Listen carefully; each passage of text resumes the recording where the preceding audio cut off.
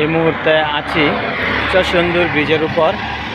আর চরসুন্দর ব্রিজটি হলো শীতলক্ষ্যা নদীর উপরে। এই হলো শীতলক্ষ্যা নদী, এদিক দিয়ে চলে গেছে একদম নারায়ণগঞ্জের দিকে এই শীতলক্ষ্যা নদী।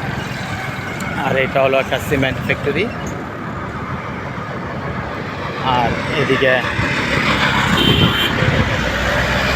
হলো নরসিংদী জেলা চরসুন্দর। আর এই দিকটা হচ্ছে গাজীপুর জেলা।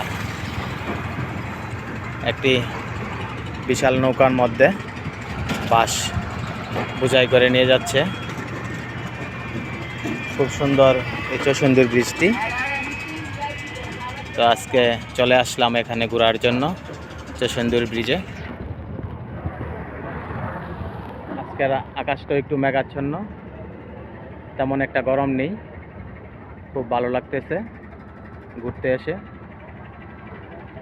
আর আমার শীতলক্ষ্যা নদীর ঠান্ডা শীতল হাওয়া অনেক ভালো লাগতেছে।